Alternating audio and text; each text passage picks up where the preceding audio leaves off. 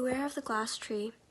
I don't have long to type this out and I don't know how to begin, but I need to warn you so you won't suffer the same fate that I did. Posting it here is the best way that I know how to get this to you. A few years ago, my great aunt Augusta passed away, and to that point, she had never missed a family gathering and kept up to date on all the family gossip and affairs.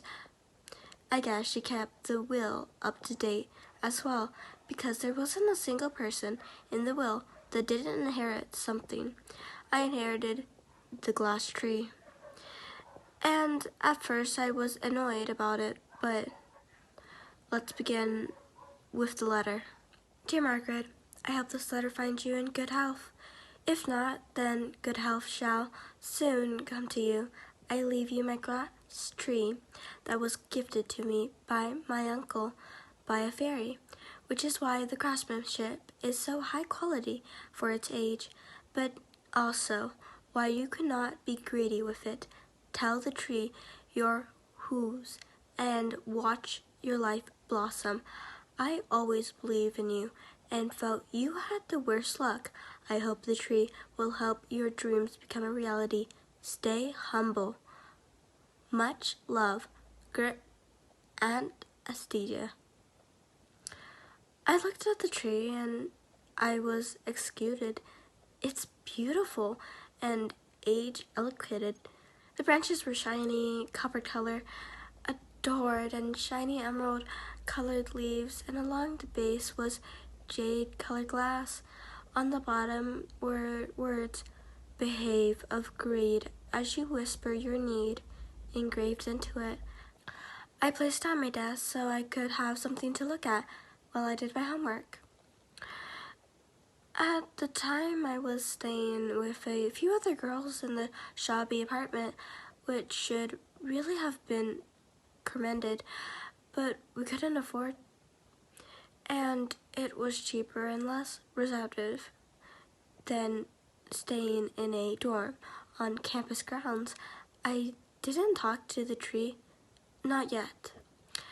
But I guess the tree heard us all talking about the apartment condition and what it would be like for a more comfortable apartment, because a couple of months later we were moving closer to campus. The new apartment was simple and had the bare basics of what we needed. The roof didn't leak and it didn't rain anymore. We felt safer and less crammed. We were happier. It didn't last too long. The day I realized the tree could actually bless me is when it ended.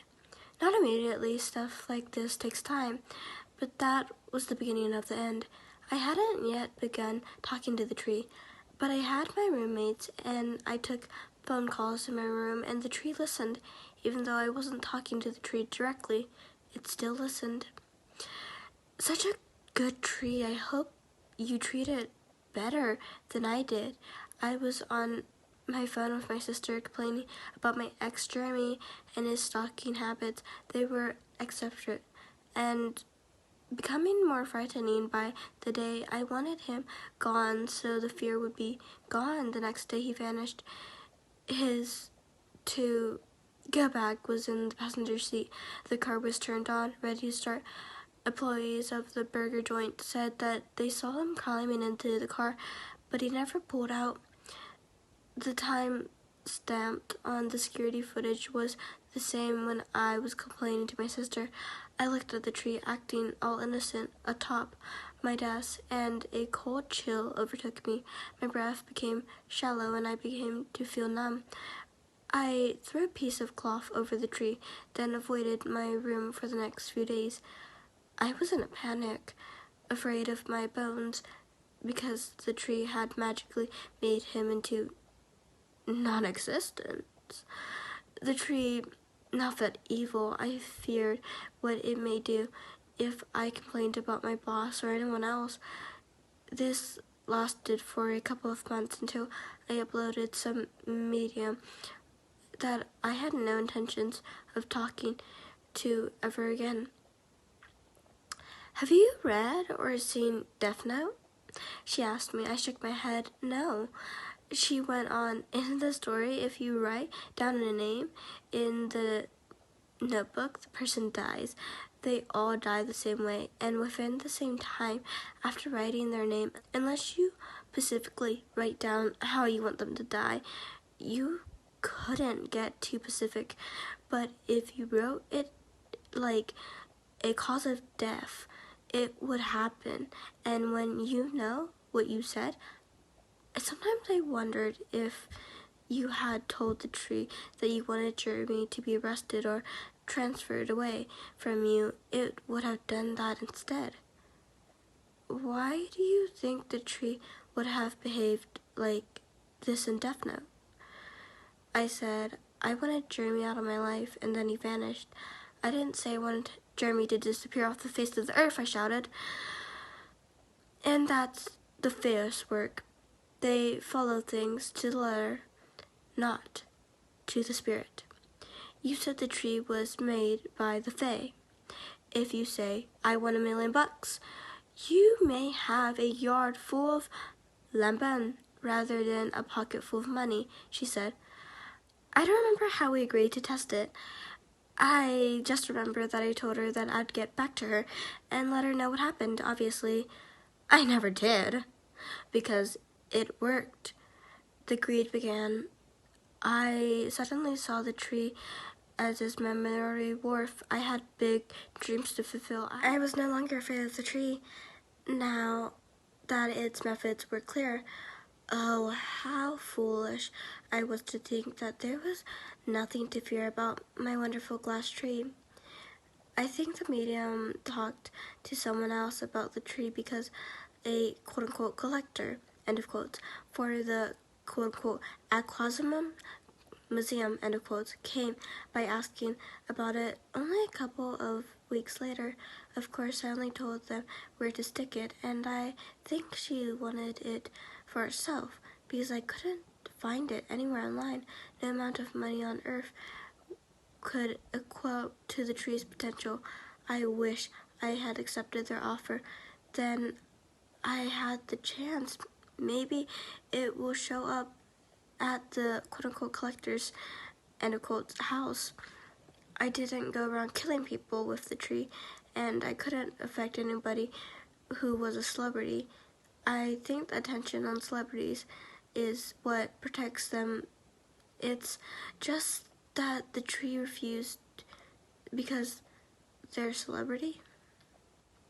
Last night was the night that it was finally over. I sat in my new room in my 4-bedroom house that I owned all by myself, surrounded by closets of clothes that I only ever wore once, with my newly found wealth displayed on my walls for a company that never came to see.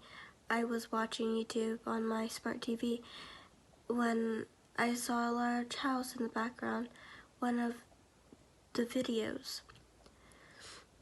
I want that house. I turned to the glass tree in my lap like some kind of cat. Get me that house. I want that house. I know, very eucalyptus salt of me, I guess. That's when the tree decided it had endured enough of my shit. I heard a loud crack and felt a pain on the bottom of my foot, as though I stepped on a shard of glass. I cried out in pain, looking for the source. It wasn't even any blood. I rubbed my finger along where I felt the pain. My foot was smooth like glass. I was slowly turning into glass, beginning with my feet. I could feel it spreading. I began to panic when it got to my knee as I pleaded and begged with the tree. It stopped at my waist so far, but by midnight tonight I will be glass, I think. On the base is a clear figure of a young woman sitting with a book. It started off clear, but as I become more glass, it became more colorful. I don't know what will happen to me when I become all glass. Maybe I will shatter or crease to be. The trees allowed me till midnight to post a warning to whoever ends up with it next. I don't know how you will come across the tree, but I know somebody reading this will. When I begged for the chance to warn the world, I heard the name of this place as a soft whisper in the wind that sounded like rustling leaves. Be kind to the tree and stay humble.